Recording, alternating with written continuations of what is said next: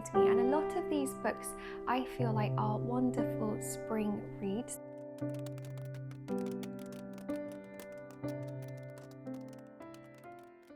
Hi friends, how are you all?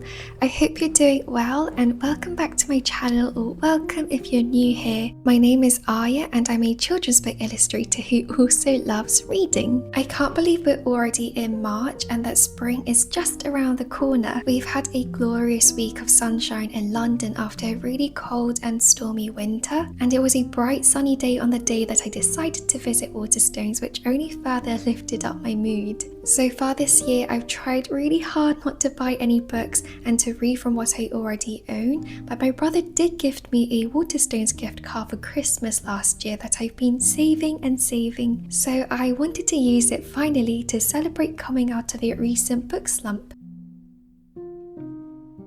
Before I went book shopping, I made a list on my phone of all the books that I wanted to prioritise, just so I had a little bit of an idea of what kind of books I wanted to buy. But once I got to the store, I found myself wanting to pick up lots of books that I hadn't already considered, and I actually found it really difficult to narrow down my selection at the bookshop. I kept picking books up and then putting them back down, so you can try and guess which of these books that I'm showing right now actually did make it to the final selection. But I've been in the mood lately to pick up some fantasy books with light romance in them, so most of the books that I found myself gravitated towards in the shop were in the sci-fi and fantasy section.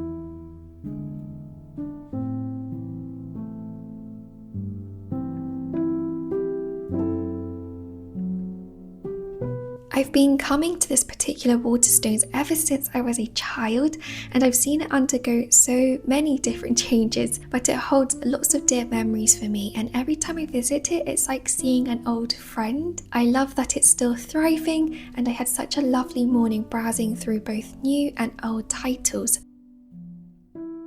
But now it's time for me to share with you all the books that I bought, so I hope you've got a warm beverage to keep you company, maybe some tea as we get into the haul.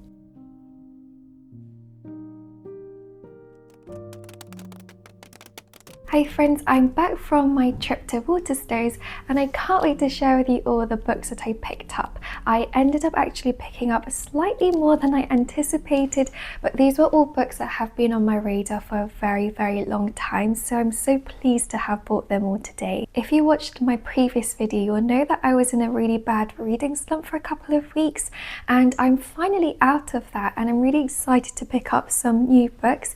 So I thought that I would go and grab some of the books that have been on my TBR list for a long time. I haven't filmed a haul video in a really long time, and we haven't done a book shopping video in a while as well, and I know that you guys really enjoy the come book shopping with me kind of videos, and I love filming them as well. So I have my haul behind me, and a lot of these books I feel like are wonderful spring reads, so hopefully they'll all make it to my spring TBR as well. But speaking of springtime and spring books, I can't wait to share with you all some of this spring inspired clothes from Simple Retro's recent collection. Simple Retro are sponsoring today's video and I'm so thankful to be partnering with them again. The blouse that I'm wearing today is one of the pieces, and it's this gorgeous v-neck blouse with blue ditzy flowers on it, and I'm also actually wearing a cardigan from them as well. But I'll share now some of the pieces that they sent to me, and I hope it inspires your spring wardrobe as well. So this first piece is the blue floral blouse that I was wearing before, and it's the Rebecca blouse. I love the little peplum detail, and I don't own many blouses that have a floral pattern, so I was really excited to see this lovely blue one as part of their new release. This next piece is the Celeste top, and it's a wonderfully delicate square neck top with pale blue embroidery. This top makes me feel like I need to be in the English countryside, and I wear the long sleeve version of this all the time, so I know that I'm going to get so much wear out of this short sleeve version too. We then have this wonderful blue dress. This is the Ellie dress, and it's such a pretty blue colour. I love square necklines if you can't tell already, and this one even has pockets. It's got a cinched waistline, and if you're looking for a light and cool to the touch kind of spring picnic dress, then this might be a really lovely option for your wardrobe.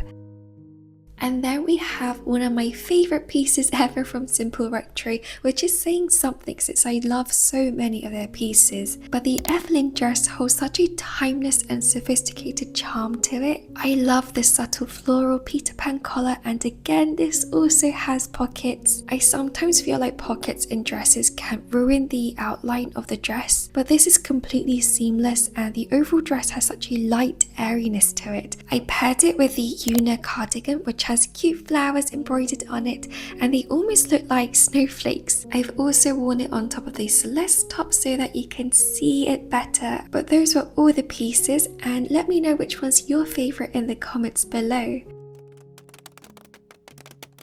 Thank you again so much to Simple Rectory for sponsoring today's video, and now let's get back into the video. So I've just put all the books behind me and I'm so excited, you guys, to talk to you all about these books because, like I mentioned before, these books have literally been on my TBR for a very long time. So far this year I've bought one book, which was The Warm Hands of Ghosts, and other than that I've been doing a really good job of utilising my library, my ebooks, as well as reading books from my TBR pile that I already own from home. That was one of my New Year resolutions, and I've been making it a priority to really read from as many books from my physical TBR as possible. But it's so nice to have fresh, lovely books to choose from now as well. Okay, so first up we have The Making of June Farrow by Adrienne Young. I have never read from Adrienne Young before, and there are so many books from her backlist that I really want to be able to get to, like The Spells of Forgetting. But The Making of June Farrow, I think, was making its way around booktube maybe last year, but when it came out I was holding off for the paperback copy to be released before purchasing and reading it for myself. I don't know too much about this book, but it appears that we follow a young woman called June Farrow, and her family are known for their thriving flower farm. The women in this family also appear to be haunted by this curse that has followed them throughout the generations, and I think that when her grandmother passes away, June ends up following this mysterious door or magical door somehow, and it unleashes lots of information that's been kept secret. I'm so excited for this book. The fact that it's a little bit magical realism is super exciting. I love reading magical realism novels, and I hope there's a little bit of romance in here as well. It takes place in North Carolina with a flower farm, so I feel like it's going to have beautiful imagery in it as well, and hopefully really wonderful to pick up this spring. Next up we have Happy All the Time by Laurie Colwin. I can't lie to you guys, the cover initially drew me in. It's such a gorgeous cover. I love the soft pink and the red and the periwinkle blue. I think Laurie Colwin's books were all recently redesigned and being reprinted with these gorgeous artworks on them. So if I really enjoy Happy All the Time, then I'm hoping to pick up all the other books as well. This is a literary fiction novel, and I think we follow two third cousins. These two cousins are best friends, and you follow them as they fall in love with two different women, the different relationships that they have, and them figuring out how to be happy all the time. I go through these spurts where I just want to read literary fiction novels only, and I'll spend about a couple of weeks just devouring literary fiction novels. So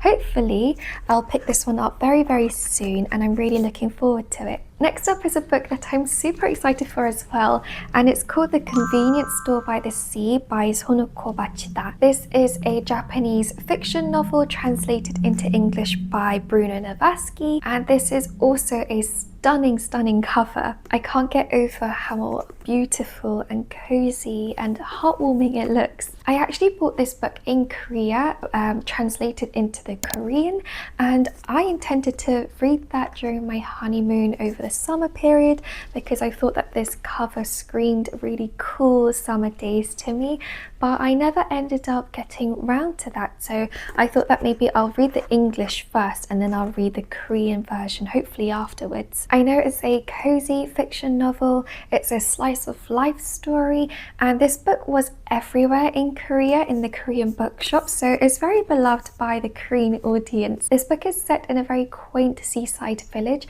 and in this village is a convenience store with the name Tenderness. It's supposed to have a very handsome store manager who has his own fan club.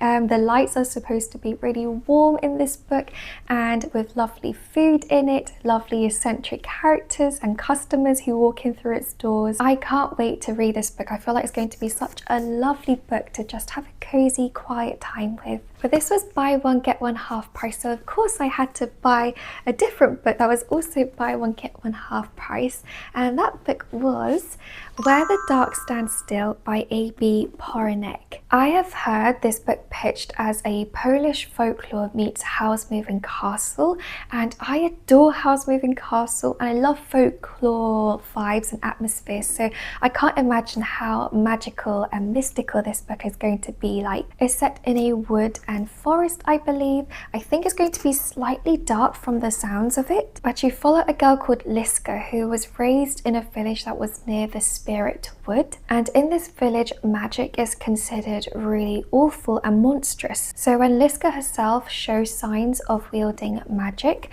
with devastating consequences, she is offered a bargain by the demon protector of the woods. Oh, the demon warden of the woods. But the bargain is that she will offer him servitude for an entire year in exchange for a wish. It's supposed to have a lovely romance in it, and I've heard some really good things about it. And do you know what? I really wanted the US edition of this book. Usually I do tend to prefer UK covers to the US editions, but for this particular book, I felt that the US edition was just so gorgeous and captured that folklore element so well. Technically, I think I can buy it, but it's just really expensive, and I felt like I couldn't justify paying the price if I hadn't read it before, so this one will do for now. I'm looking forward to it, and hopefully it's going to be really magical and wonderful for springtime because it's set in the woods with magical creatures as well. The next book that I have here is If You Could See the Sun by Anne Liang. I'm currently reading this book via Libby as an ebook, and as soon as I started it, I knew that I wanted a physical copy of it because it is so gripping. A lot of you actually recommended Anne Liang's novels to me, saying that you think that I'd really enjoy them, and her books have been on my radar for a while now, and they all have such gorgeous covers, including this one. I mean, this is stunning. But this book takes place in Beijing, and you follow a girl called Alice. Alice is a student at this international boarding school in Beijing for the really wealthy, and she's the only one who's there on scholarship. However, one day Alice's parents drop the news that she can't really attend this school anymore because they can't afford it anymore, and so Alice comes up with a plan to be able to pay off her tuition fees. This plan develops as a result of her turning invisible one day. At first, as you can imagine, she's in distress at turning invisible, but then she realizes quickly that being invisible comes with its own perks, and she starts this service where she sells, or she finds out people's secrets in exchange for money at the school. It's a genre-bending novel. It has a bit of magical realism in it. It's a contemporary romance as well. If you've read Yellow Face by R.F. Kuang, I actually feel like this book, the tone of it and the nature of it really reminded me of that book. This book has a running tension throughout the whole book, not just in terms of Anne finding people's secrets out, but also the fact that she has this academic rival relationship with a boy called Henry, and it's such a good academic rival. So if you're wanting to read an academic rivalry set in a contemporary setting, then I really recommend this book to you guys. I'm about 80% of the way through, I think, on Libby, so I'll probably finish it on Libby and then go back through it and sticky tab all the different things I want to annotate as well. Also, the flop levels of this book, it's so good. It's so floppy. This is what I want in every paperback. Now I have one more book that I want to share with you all that I picked up from Waterstones, but I do also have this Amazon delivery because I placed a purchase last night and it arrived just before I started filming today's video, so I thought that it would be perfect to unbox with you guys, but I'll hold on that and share with you the final book from Waterstones. This is Return to the Dalaga Dream Department Store by Mia Lee. This is a Korean magical realism novel that was one of my favorites from 2023, I think. I absolutely adore this book, but it's been translated into English by Sandy Jusun Lee, and oh my goodness guys, I adored the first book so much that I knew that I wanted to pick up its sequel. I've always had this thing where I love reading about dreams, and the concept of dreaming is so fascinating to me. And this book follows Penny, who works at a department store that sells dreams. And the concept of this book is that there is an alternative, or really a subconscious realm in our minds that we visit during the night, and we visit this department store and you can buy the dreams that they sell to dream that night. It's such a fascinating concept, and I had such a blast reading all the different magical elements and its quirks and eccentric characters last time round in the first book. And I believe that in this book you follow Penny as she travels to this district for dream companies where dreams are produced in its raw materials. So I can't wait to see what Mia Lee came up with, and I'm looking forward to reading it as well. I kind of feel like the theme for today's video is books with beautiful covers, because my goodness, all of those covers are gorgeous and so fun as well. I love what illustrators come up with, but I'm so excited to unbox this for you all as well. I'm really struggling to open this right now. The tab bit fell off, so there's no satisfying rip unfortunately. But we have, oh, it's gorgeous, Under a Dancing Star by Laura Wood. Oh, actually, do you guys see that? It's really badly warped. I might have to ask if they can send me a different copy and I'll send this one back or something, because that's really sad. Anyways, I recently finished Laura Wood's book, A Sky Painted Gold. They're all standalone novels, kind of all like share the same world, but we follow different characters, and this is the second book in that kind of world. A Sky Painted Gold was a book that had been on my TBR list, or in my physical TBR, for a long time, but I never got round to it, although I'd heard amazing things about Laura Wood. And A Sky Painted Gold is very much The Great Gatsby meets I Capture the Castle by J.D. Smith. I was head over heels in love with the whole book. You know, it was actually a really overwhelming read because I loved it so much. I didn't want it to end. So as soon as I finished it, I knew I had to place an order for Under a Dancing Star. But this book is set in 1930s England, and you follow a character called Bee. Bee's parents want her to stay at home and to be married to keep the family estate going, but she wants to explore more and have more of an adventure. So the opportunity arises for her to visit her uncle, I think in Italy. So she spends an entire glorious summer in Italy, where she meets a very infuriatingly handsome man called Ben as well. After A Sky Painted Gold, I have such high expectations for the romance in here, the world building, and I loved that Laura Wood addressed so much more than just romance. There was such depth to everything that she was writing about, and not a word was wasted in my opinion. So I'm looking forward to the atmospheres of this one, but because this book is set in summer, maybe I will save it for then. I don't know. I don't think I can resist, to be honest. So those are the 7 books that I got today, and oh, I'm so happy about all of them. Let me know which book piques your interest the most, or your most recent purchase as well. But I hope you all enjoyed today's video. I'm gonna go off and pick a book to read now because I can't resist. And I hope you all have a lovely rest of your day or evening. Thank you all so much for watching, and I'll see you in the next video. Bye friends.